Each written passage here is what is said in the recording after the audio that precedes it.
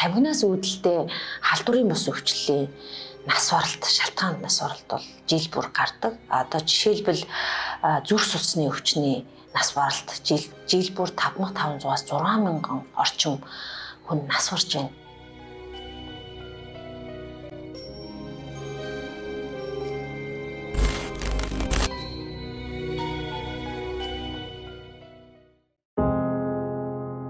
Хөшигний ардах хүн. Монголын төрийг гадны хэн нэгэн итгээд хөшигний цаанаас удирдах монголчуудыг хорлож байна гэдэг гадын бодол танд хизээ нэгэн удаа төрж байсан уу?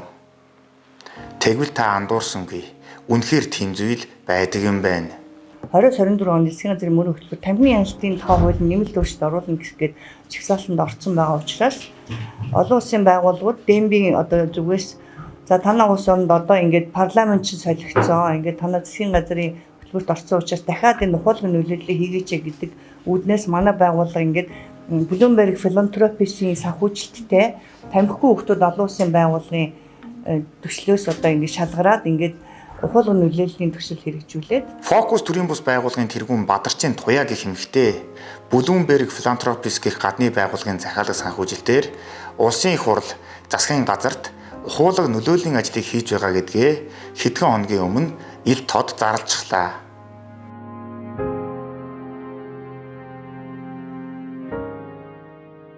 Америкийн нэгдсэн улсын Нью-Йорк хотын 78 дугаар гудамжид төв офсонд байрладаг Bloomberg Philanthropies хэмээх гадны байгууллага Монгол улсын засгийн газрын мөрийн хөтөлбөрийг анхааралтай авч нэмэлт өөрчлөлт оруулах гэж буй тамхины хяналтын тухай хуулинд нь өөрсдөдөө ашигтай зүйл заалтуудыг тусахаар улаарч асар их хэмжээний хөрөнгө мөнгө зарж буй цаашилгааныг нь бид бүхэн судалж үзлээ. Bloomberg Philanthropies хэмээх байгууллага нь Америкийн нэгдсэн улсын янжуур тамхи үйлдвэрлэгч аврах том компаниудаас татаас авч түүгээрээ үйл ажиллагаа явуулдаг аж. Нэгэнт янжуур тамхи үйлдвэрлэгчдээс мөнгө авч буй учраас тэдний эрх ашигыг хамгаалсан хуулийг батлуулахын тулд дэлхийн 150 орнд тамхигүй хүүхэд гэх нэртэй сайхан байгууллагаар халахвчлан хамгаалалт муу муухай зүйлийг гүйцэтгэсээр иржээ. Тус байгууллага өөрийнхөө албан ёсны сайтад бид бүхэн 2022 онд дэлхийн 150 орны 700 гаруй хотын ард иргэд улс төрчдөд ухуулга нөлөөллийн ажил хийсэн. Энэ ажилдаа 1.7 тэрбум $, зарцуулсан хэмээн ил цагаан бичснийг та бүхэн харж байна. 1.7 тэрбум $, бол 6 их 80 төгрөгтэй тэнцэх асар их хэмжээний мөнгө. Үүнийхээ хэдэн хувийг нь Монгол руу, өөрөөр хэлбэл Focus хэмээх төрийн бус байгууллагаар цутгасныг бид мэдж чадсангүй. Гэхдээ тэд энэ мөнгөөрөө үр дүнд хүрч Монголын хуулийг өөрсдөө ашигтайгаар өөрчлөж чадж байна гэдгийг дараах баримтуудаас харж болно. 2022 оны 2 дугаар сарын 14-ний өдөр эрүүл мэндийн сайдын хуулд хүнс хөдөө аж ахуйн хөнгөн үйлдвэрийн сайд Мэнд сайхан нар тамхины хяналтын тухай хуульд нэмэлт өөрчлөлт оруулах ажлын хэсгийг байгуулж байлаа.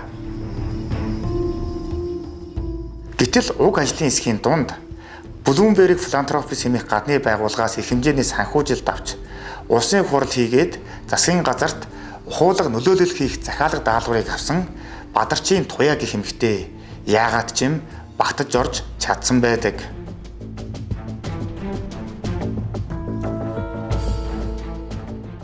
За энэ Туяа гэдэг нь бол бас мэдээж энэ тамхины тухай хууль явж байгаа учраас одоо энэ төрийн бус байгууллагуудын төлөөлөл заавал орох хэрэгтэй гэдэг үднээс л орсон байна. төрийн бус байгууллага маань би түрүү хэлсэн Bloomberg Philanthropies гэдэг дэлхийд даяар үйл ажиллагаа явуулдаг. Та нар өөрсдөө одоо хэл өстэй болцсон байгаа. Tobacco Free Kids гэдэг юуруу сайт руу ороод үзээрэй. Campaign for Tobacco Free Kids. За энэ байгууллага манайхыг санхүүжүүлээ. Гэрээнд одоо бүр манай байгууллага төр хийцэн. Бадарчин Туяа тамхины хяналтын тухай хуулийн ажлын хэсэгт орсны дараагаас электрон тамхи хортой гэсэн компанид тарих угаалт маш эрчимтэйгээр өргөн цар хүрээтэйгээр явагдсан билээ. Энэхүү компанид ажилд эрүүл мэндийн яам, нийгмийн эрүүл мэндийн үндэсний төв зэрэг байгууллагын зарим ажилтныг татан оролцуулж электрон тамхи химийн хортой, янжуур тамхи бол ургамлын гаралтай хэмээх суртал ухуулга хүчтэй явагдсан байдаг. Таны хэвлэл өгсөн ярилцлагад чи би нэлээд харлаа л та. Тэгсэн чи та болохоор тамхи бол тамхи бол ургамлын гаралтай юм аа. Тийм аа. Ургамлын гэдэг чинь зөвхөн нөгөө пестицид хэрэглэдэг гэдгийг л зүгээр тайлбарласан болохоос ш. Ургамлын тэрийг харин дэж би харсан. Нөгөө юунд янжуур тамхи пестицид агуулдаг штэ. Нөгөө хортон шавж устгадаг. Тэрийг л одоо юунаас гаралтай юунд пестицид хэрэглэдэг. Харин тэгээд тэр хорноос нь болоод жилд 4300-аас 6000 хүн үхэж хаад заавал та тэрний ургамлын гаралтай гэж одоо хүмүүс сурч байгаа юм дээр ярих шаардлага байсан. Тэрийг одоо сурчлагаар чин хэлсэн бэ. Пестицид гэдэг үгэд би тайлбарласан шүү. Ургамлын гаралтыг харин тэрийг чи хүмүүс харчингуудаа ингээд нийгэм болон Би одоо тэрийг тэгжэл би хэлсэн. монголчуудын тархийг угаах гэсэн энэхүү компанид ажиллагаа нь өдрөөс өдөрт өргөжинд хийж хаа байсан Баян Хонгор аймгийн ерхий боловсролын сургуулийн эцэг эхчүүд хүртэл электрон тамхины эсрэг жагсаал судалгааныг зохион байгуулах болно. За одоо электрон тамхины эсрэг нэгдэж гээд эхэлнэ шүү. Электрон тамхины эсрэг нэгдэж эсэргүүцэж байна. Сая энэ талбай дээр юу жагсаад болсон юм лаа? Манай хүүхдийн сургуулийн нэгэн ажилтнууд хатаас жагсаадах гэдэг.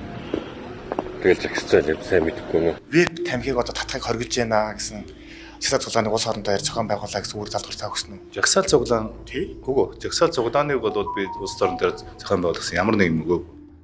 Bloomberg Philanthropies хэмээх гадаадын энэхүү байгууллага нь өөрсдийн хийж буй башир үйл ажиллагаанд Монголын хүүхэд багцуудыг хүртэл татан оролцуулж электрон тамхи бол химийн хортой, янжуур тамхи бол ургамлын гаралтай юм а хэмээх гар зургийн уралдааныг хүртэл хүүхдүүдийн дунд зохион байгуулсан байдаг.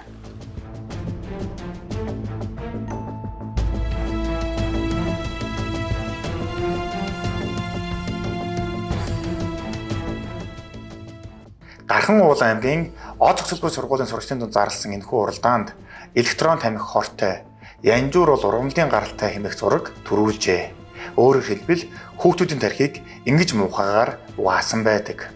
Bloomberg Philanthropies хэмээх гадны байгууллага Монгол улсад гинтл хайр зарлаж асар их хэмжээний хөрөнгө оруулалтыг хийж улс оронд даяар хамарсан өргөн цар хүрээтэй хуулгын нөлөөлийн ажлыг хийж байгаа цаас шалтгаан нь Монгол улсад худалдан борлуулагдж буй электрон тамхины хэрэглээг бүрэн зогсоох, эсвэргээрээ янжуур тамхины хэрэглээг нэмэгдүүлэх, янжуур тамхинаас олох орлогоо нэмэгдүүлэх гэсэн ганц л зорилготой байсан. Яагаад гэхээр улсын хурал засгийн газрын зүгээс янжуур тамхинд ногдуулах татварыг огцом нэмж хүн амынхаа эрүүл мэндийг хамгаалах үндсэн концепцоор тамхины хяналтын тухай хуульд оруулах нэмэлт өөрчлөлтийн төслөө боловсруулж байгаа тул үүнийг нь таслан зогсооход бүх анхаарлаа хандуулсан байдаг. Янжуур тамхины нэмэлт өөрчлөлтөн дээр тамхины тухай хуулийн дээр бид нэр ялуулахад нэр томьёог адилхан болгох, электрон тамхи, шингэн тамхи, утаа тамхи ер нь бол нэр томьёог адилхан байна. За дээрээс нь зохицуултуудыг оруулж гисэн байна. Ялангуяа гал татвар нэмэх. Өөртөө нэгэнд эрүүл мэндэ өөртөө сайн дураараа муудах жааг бол татвараа төлөө. Илүү их татвар төлөө. Тэр татвараар харин нийгмийн эрүүл мэндийн сурчлагаа нийгмийг одоо тамхихгүй, арихгүй болохын төлөө тэр зүйлийг зарцуулдаг ийм тогтолцоогоо бид илүү сайжруулах хэрэгтэй тийм ээ. Тэгэхээр энэ чиглэлд бол илүү сайн ажиллах хэрэгтэй. Янжуур тамхины татварын хэмжээг нэмэх гээд байгаа ч учиртай. Монголчуудын хүн амын дундах янжуур тамхины хэрэглээ сүүлийн 8 жилийн хугацаанд 1.7 дахин нэмэгдсэн. 2015 онд 2 тэрбум 26 сая ширхэг тамхи татдаг байсан монголчууд 2022 онд 3 тэрбум 479 сая ширхэг янжуур тамхиг татжээ.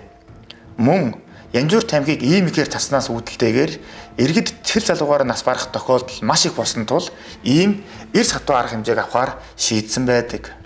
Одоо сүүлийн үед бол залуучууд бүр 30-таагаас зүрхний шигдээс олох дааралт ихсэх, пүглс олшрох энэ зөвөрүүд их гарч эхэлж байгаа. Энэ ерөөсөө л бас энэ тамхи татж байгаатай маш их холбоотойгоор тэр бусад эмэггүй цуг авсарч, цуг илэрч гарч ирж байгаа. Хэрвээ Монгол улс янжуур тамхинд ногдуулах татвараа огцом нэмчих юм бол гадуур худалдан борлуулагдж байгаа янжуур тамхины үн огцом нэмэгдэнэ. Ингэснээр иргэд тамхинаас гарах чиглэлээр илүү их анхаарч бох наалт зэрэг бусад арга хэмжээг сонгож эхлэх нь одоо гадны тамхи үйлдвэрлэгч компаниудад үлэм чохиролтой туусна.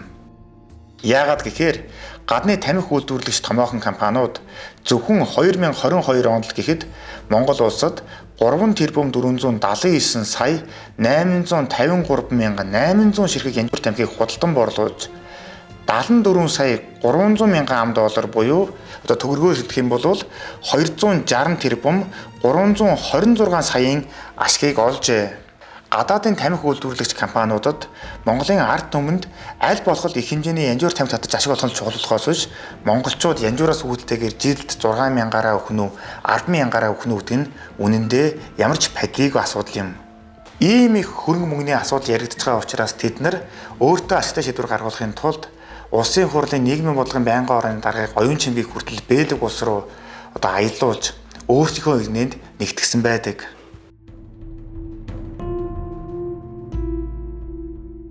Бидний хийсэн ажил бол 2021 оны 5 сарын дэлхийн тамхигүй өдөрт зориулаад бэлэг улсад болсон тамхины эсрэг Европын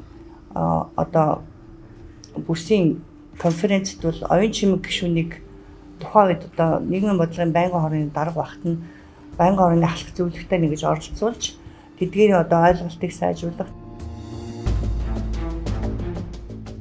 Улсын хурлын нийгмийн бодлогын байнгын орны даргаар тухайн үед ажиллаж байсан оюун чимэг гишүүнийг бэлэг улсад туршлага судлах айлтал нэртэй аялалд явуулсныхаа дараа Бадарчин Туяагийн ухуулгын нөлөөлийн ажил улам хүчтэй төрмгий бууж эхэлсэн. За тухайлбал монголчуудад тамхинаас гаргах хамгийн шилдэг арга туршлагыг хуваалцахаар ирсэн Англи улсын сенатч Сэр Кевин Бэроны нийгмийн бодлогын байнгын хорооны гишүүдтэй хийх уулзалтыг хүртэл шууд таслан зогсоож тэр хүний Монголд хийгчээсэн бүх ажлуудыг нэг бүрчлэнгээр нурааж сүйтгэсэн байдаг. I came here this week to advise organizations in Mongolia on the best ways of reducing tobacco consumption in Mongolia by using best practice we've had in the United Kingdom, also areas like Canada and Australia. We did have 4 cancellations. One was with the Ministry of Health, one was with the Social Policy Standing Committee. Another one was a seminar where I, along with another person, was going to address the doctors. That was organised by the National Policy on Health. And the other one was the public debate on these issues on the National Broadcasting Channel. Байнгын хорон дээр болж байгаа үйл ажиллагаа болох гэжээс үйл ажиллагааг бид нэр дасан зогсоож чадсан. Оюун чимэг гишүүн бэлэг улс руу яваад ирснийхээ дараа Bloomberg Philanthropies хэмээх гадны байгууллагын эрх ашигыг хангаж хамгаалсан монголчуудыг жил бүр 6,000-аар нь хөнөөж буй янжуур тамхины хэрэглээг элтэд дэмжсэн хуулийн төслийг нэн яаралтай улсын хурл руу оруулж батлуул хэмээн эрчимтэй шаардах болов. Одоо энэ инхэл цайд энэ нийгмийн эрүүл мэндийн тухай хууль, тамхины тухай хуулиа хаврын чуулганд багтаж өргөн барай заавал засгийн газраа хэлцүүлээд өргөн бариад намрын чуулганаар хэлцэхгүй бол цаг хугацаа алдж байна. Шинжлэх ухаан, техник технологи өндөр хөгжсөн Австрали, Англи, Шинэ Зеланд зэрэг улсууд янжуур тамхины хэрэглээг огцон бууруулахад төрийн бодлогоо чиглүүлж 2008 оноос хойш төрсөн хүмүүст янжуур тамхиг насан туршид нь зарахгүй байх хуулийг хүртэл батлаад байгаа билээ. Харин тэгэхэд янжуур тамхины томоохон лобби бүлэглэл болох Bloomberg Philanthropy хэмээх гадны байгууллага Монгол улсын их хурлын гишүүнийг нь гадаад руу туршлага судлах уулзалт нэрээр аялуулж өөрсдийнхөө эрх ашигт үйлчлүүлж байгаа нь хөшгөний цаадах хүний гар ямар урт, ямар хүчтэй болохыг нь харуулж байна.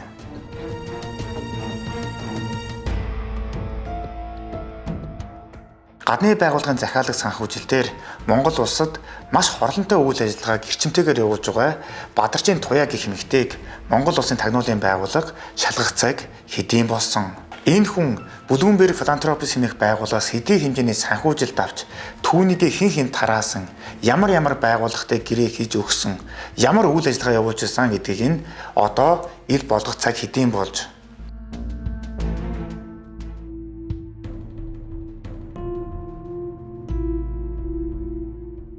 Монгол улсын хууль тогтоох байгууллагын үйл ажиллагаанд хөндлөнгөөс илт дээрэнгүй байдлаар нөлөөлж гадны байгууллагын захиалга санхүүжилтээр Монгол улсынхаа ард иргэдийн эсрэг үйл ажиллагаа явуулж байгаа Бадарчин Туяа гэх эмэгтэйг нэн даруй шалгаж тамхины хяналтын тухай хуулийн ажлын хэсгээс энэ хүнийг явуулж өгөөч хэмээн эрүүл мэндийн сайт хийгээд хүнс хөдөө аж ахуйн сайдаас хичээнгүйлэн хүсэж бас шаардж байна.